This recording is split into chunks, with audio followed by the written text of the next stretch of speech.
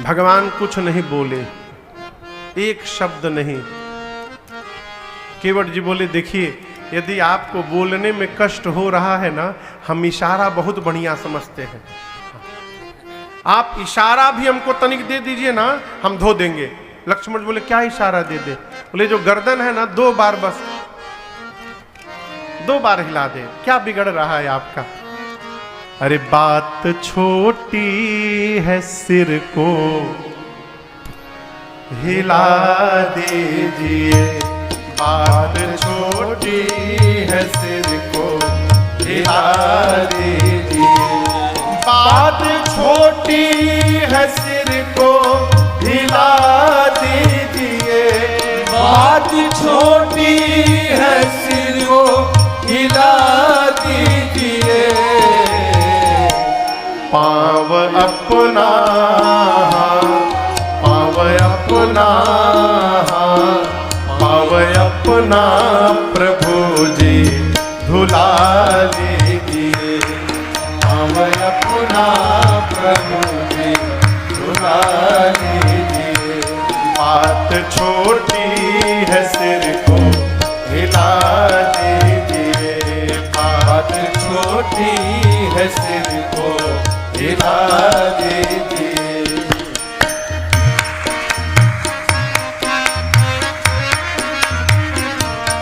हम हैं अनपढ़, कोई भूल हो ही गई। हम हैं अनपढ़, मुझे बोलने का ढंग नहीं आता प्रभु। भूल हो ही गई। हम हैं अनपढ़, कोई भूल हो ही गई। हम हैं अनपढ़, कोई भूल हो ही गई। आप मालिक हैं, आप मालिक हैं, हाँ आप मालिक हैं, सब कुछ भुला दीजिए। आप मालिक हैं, सब कुछ भुला दीजिए। बात छोटी है, सिर को हिला दीजिए। बात छोटी है, सिर को हिला दीजिए। लक्ष्मण जी बोले भैया बहुत हो गया, बहुत हो गया, इन्होंने परेशान कर दिया है। लक्ष्मण जी बोले केवट जी से अब हम तुम्हारी नाव पर जाएंगे ही नहीं। नाव लेकर जाओ यहां से, हम दूसरे नाव से चले जाएंगे। केवट जी बोले दूसरे से बुला लो, बुला लो। यदि कोई दूसरा नाव वाला आ गया तो अपना नाम बदल लूंगा आज मैं। आपको पता नहीं है, नाविक एसोसिएशन का प्रेसिडेंट हूं यहां पर मैं। बुला लीजिए। गैर मल्लाह आएगा हरगिज नहीं। गैर मल्लाह आएगा हरगिज नहीं। गैर मल्लाह आएगा हरगिज नहीं। गैर मल्लाह आएगा हरगिज नहीं। विश्वास नहीं है? नाम लेकर, नाम लेकर, नाम लेकर किसी को बुला लीजिए। नाम लेकर किसी को बुला लीजिए। बात छोटी है, सिर को हिला दीजिए। बात छोटी है, सिर को हिला दीजिए।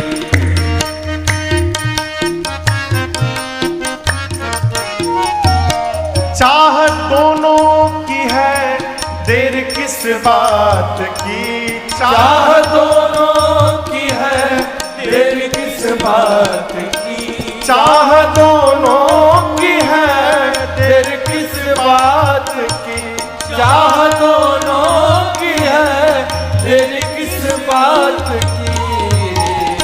शीघ्र ही कुछ, शीघ्र ही कुछ, हाँ शीघ्र ही कुछ ना कुछ फैसला कीजिए।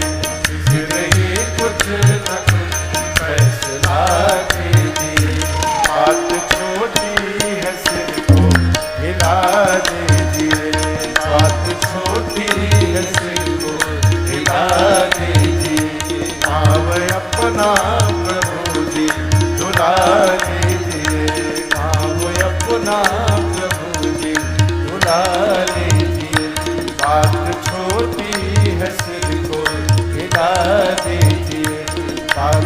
छोटी है सिर को हिला दीजिए। पाँव अपना प्रभु जी धुला ले। केवट जी ने कहा इशारा करिए हम धो देंगे, 2 ही मिनट में धो ही देंगे। भगवान कुछ नहीं किए। केवट जी बोले देखिए इसी नाव के भरोसे मेरा पूरा परिवार जीवित है, हम दूसरा कोई काम धंधा नहीं जानते हैं राम जी। और देखिए किसी को कितना भी त्रास देना चाहिए परंतु कभी किसी की रोजी रोटी के साथ खिलवाड़ नहीं करना चाहिए। राम जी आपको केवल नाव दिख रही है, ये मेरी रोजी रोटी है, इसी नाव ने परिवार को जिलाया है मेरे। कहिए धो लूं? भगवान कुछ नहीं बोल रहे हैं। केवट जी मन में बोले ऐसा पैसेंजर से तो भेंट नहीं हुआ था आज तक। एक बार बोल के चुप्पी साध लिए है। केवट जी बोले देखिए यदि आपको पांव नहीं धुलवाना है तो ये भी बोलिए, मेरे पास दूसरा उपाय है।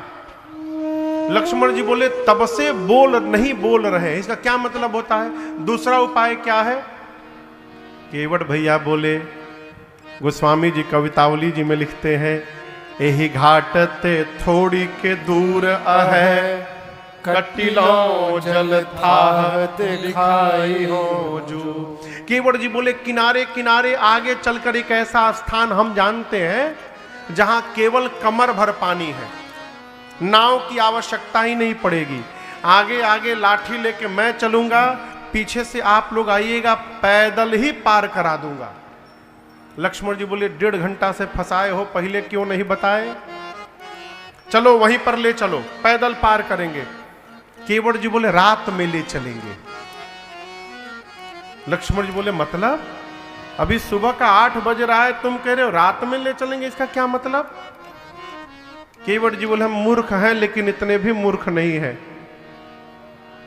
अभी सुबह सुबह मेरी बोहनी भी नहीं हुई है, आज आप ही पहले पैसेंजर हैं हमारे, और यदि हम पाप को पैदल पार करा दे, ये बात मार्केट में लीक हो गई कि वहां पर कमर भर पानी है, तो आप बताइए कौन पैसेंजर हमारी नाव पर बैठने आएगा? सब लोग पैदल पार होने लगेंगे। इसलिए दिन भर वेट करिए, रात के अंधेरे में चुपके से पार कराऊंगा। लक्ष्मण जी बोले वेट नहीं कर सकते, तो बोले धुलवा लीजिए। हम कहा बोल रहे हैं वेट करिए, धुलवा लीजिए। भगवान कुछ बोले ही नहीं। केवट भैया अपना आप तन रुख बदले, कहे मैं तब से कही रहा हूं धुलवा लीजिए धुलवा लीजिए, आपको क्या लग रहा है मेरी आवश्यकता है? अब मैं पांव नहीं धोऊंगा आपका, बहुत हो गया, मैं जान गया आपको जाना होना नहीं है। और आपसे एक बात सुन लीजिए, आप यदि पांव धुलवाते तो हमको आनंद लाता, आप नहीं धुलवाएंगे तो और आनंद आएगा। लक्ष्मण जी बोले वो कैसे? केवट जी बोले पांव नहीं धुलवाएंगे तो हम नाव पे नहीं चढ़ाएंगे, और यदि हम नहीं नाव पे चढ़ाएंगे तो हम नाविक एसोसिएशन के प्रेसिडेंट हैं, हम नहीं चढ़ाएंगे तो दूसरा कोई नहीं चढ़ाएगा। अब कोई नाव पर नहीं चढ़ेंगे तो उस पार नहीं जाएंगे, उस पार नहीं जाएंगे तो यही रह जाएंगे, और यही यदि रह जाएंगे तो नित्य आपका दर्शन प्राप्त होता रहेगा। इससे अधिक आनंद और क्या होगा जीवन में? मत धुलवाइए। यदि आपको पार जाना है राम जी, यदि, तो अब आपको कहना पड़ेगा कि केवट मेरा पांव पखारो और मुझे नाव पर बिठाकर उस पार ले चलो। अब मैं नहीं धोऊंगा, आपको कहना पड़ेगा धोने के लिए। भगवान फिर भी नहीं बोले। केवट जी डिस्टर्ब है, आखिर राम जी बोल क्यों नहीं रहे? अचानक एक बात उनके मन में आई, और केवट भैया राम जी के चारों तरफ गोल गोल घूमने लगे। लक्ष्मण जी बोले ये क्या आप कर रहे हैं? केवट जी बोले अब जाकर समस्या समझ में आई है, राम जी बोल क्यों नहीं रहे हैं। लक्ष्मण जी बोले क्या समझ लिए? केवट भैया बोले कि राम जी जो कपड़ा पहने हैं ना, उस कपड़े में कहीं जेब नहीं बना है, और जेब नहीं बना है इसका मतलब है कि राम जी आज हमरे जैसा एकदम ठन ठन गोपाल है, राम जी के पास कुछ है वो नहीं है। अब मैंने अपनी इतनी गरीबी सुना दी है, कि नाव चलेगी तो घर में भोजन जाएगा, राम जी के पास देने के लिए कुछ है नहीं, इसी संकोच में आप नहीं बोल रहे थे ना राम जी? यही बात है ना, चलिए मुक्त करता हूं। पहले बताना चाहिए आपको, कुछ नहीं है, मुक्त करता हूं। आपको ऐसा उदाहरण कहीं दूसरा नहीं मिलेगा जहां एक भक्त भगवान को मुक्त कर रहा है। केवट जी बोले मैं मुक्त करता हूं। राम जी पहले जितना कुछ कहा उसको भूल जाइए, फिर से कह रहा हूं, मैं पांव पखारूंगा, नाव पर बिठाऊंगा, गंगा जी के उस पार पहुंचा दूंगा, और विश्वास करिए मेरी बात पर राम जी, मैं सौगंध लेकर कहता हूं, मैं आपसे कुछ मांगूंगा नहीं, ऐसे ही पार उतार के चला आऊंगा, कुछ नहीं मांगूंगा।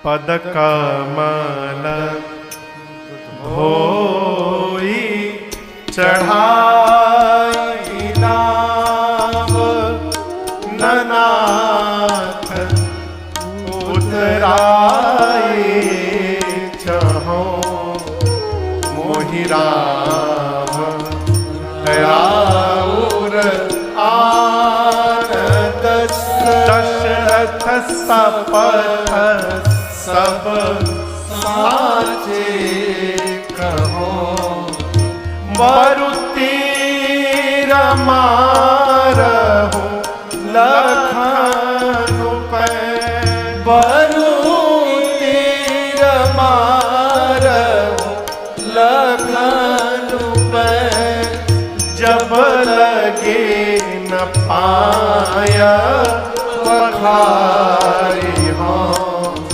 तब लगे न तुलसीदास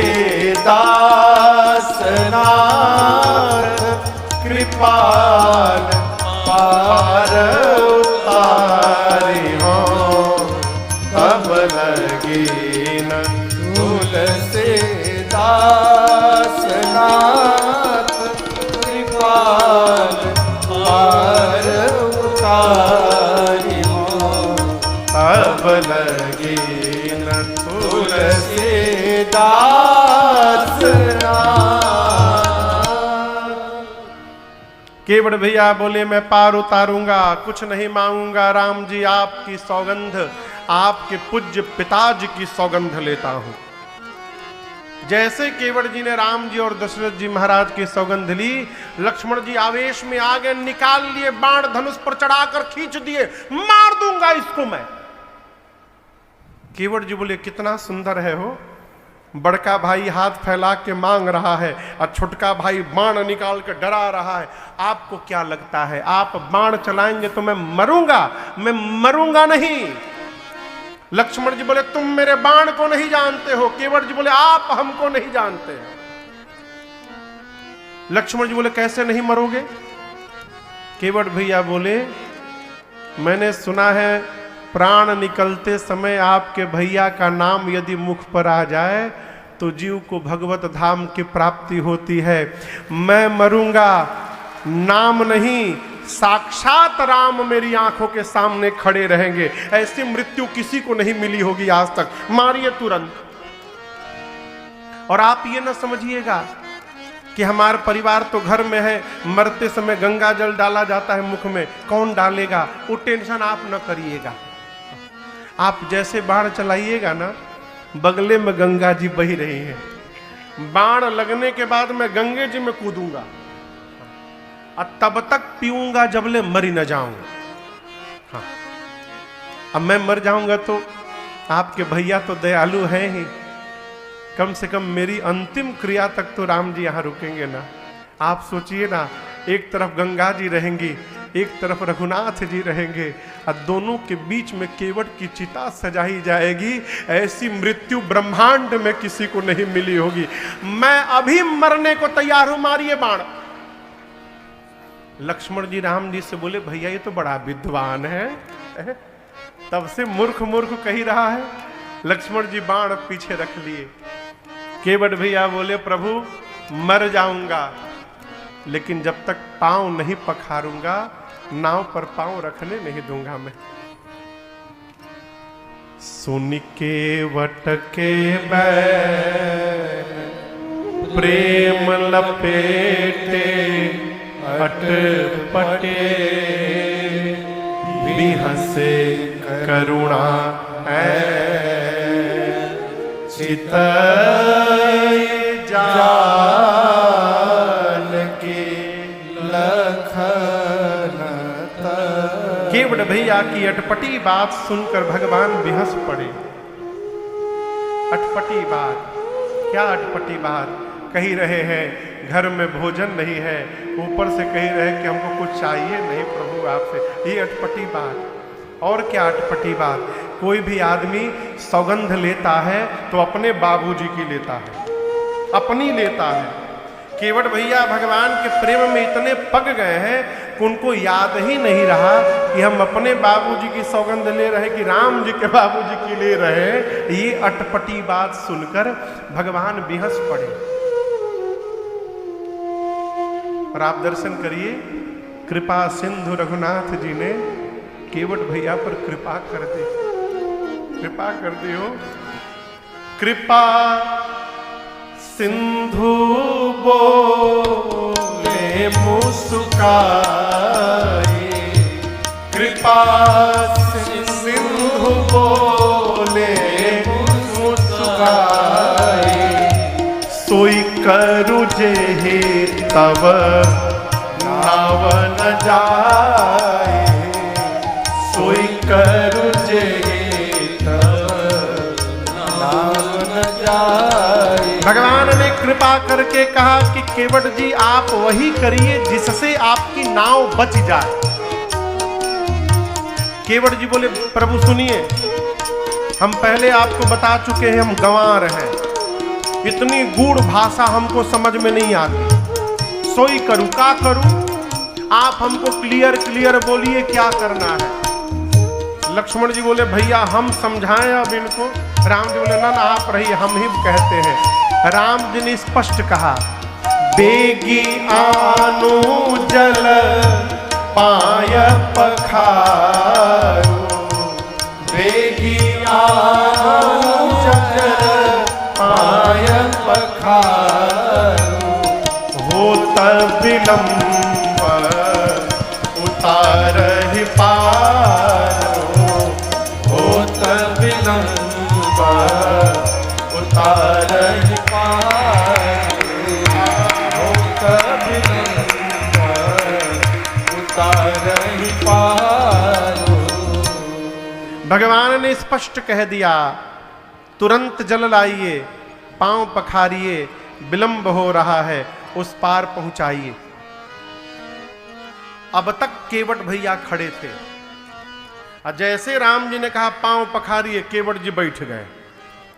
केवट जी के बैठते लक्ष्मण जी टेंशन में। लक्ष्मण जी बोले भैया ये तो बैठ गए। राम जी बोले पूछो क्यों बैठ गए। लक्ष्मण जी बोले धोने के लिए बोले, अब क्यों नहीं धो रहे हो। केवट जी बोले धोने के लिए यदि बोले होते ना तो मैं अब तक धो दिया होता। राम जी धोने के लिए नहीं बोले हैं, किस लिए बोले हैं, पखारने के लिए बोले हैं। लक्ष्मण जी बोले भाई साहब ये धोना पखारना अलग अलग है का। बोले एक ही रहता तो दो शब्द क्यों बनता। धोने का मतलब पानी से लेके रगड़ के धो दो, अब पखारने का मतलब बगल अगल बगल में पत्नी को, बच्चों को, पूरा परिवार को बिठाकर और उनके सामने धोने का नाम है पखारना। अब कहिए पत्नी बच्चे तो घर में है, अकेले कैसे पखारे हम। लक्ष्मण जी बोले भैया आप इतना भारी शब्द क्यों बोले, सीधा धोने को बोले होते। पखारने का कितना भयंकर अर्थ निकाल करके बैठे हैं ये। लक्ष्मण जी बोले कहीं नहीं जाना है आपको, 3 घंटा हो गया हम लोग को खड़े यहां पर, कहीं नहीं जाना है, अकेले जो करना है करो। अब दर्शन करिए, इस प्रसंग को गोस्वामी जी कवितावली में बड़ा स्पष्ट लिखते हैं। लक्ष्मण जी कह रहे हैं कि भैया इनको भेजना नहीं है, केवट नाम जी के आगे केवट जी कह रहे एक बार कह दीजिए जाने के लिए, बुला के ले आवे। अब भगवान को लक्ष्मण जी का भी मन रखना है, केवट का भी मन रखना है। तो गोस्वामी जी कहते हैं कवितावली में, अरे प्रभु रुख पाई के, भगवान का रुख पाकर केवट जी भाग गए। रुख यानी आंख का इशारा। भगवान मुंह से नहीं बोले। लक्ष्मण जी बोले कि भैया इनको भेजना नहीं है। राम जी बोले बिल्कुल नहीं भेजना है। और केवट जी को देखकर राम जी इशारा किया। और जैसे भगवान ने कनखी मारा, केवट जी भाग गए। लक्ष्मण जी बोले भैया बिना बोले भाग गया। राम जी बोले भाग गया तो हम क्या करें। अरे प्रभु रुख पाई के केवट भैया दौड़े। अब बुलाई बालक घर नीहू, बच्चों को बुलाए चुनवा मुनवा टुनवा कुनवा। पत्नी को बुलाए, पूरा परिवार बीच रास्ते में इकट्ठा हुआ।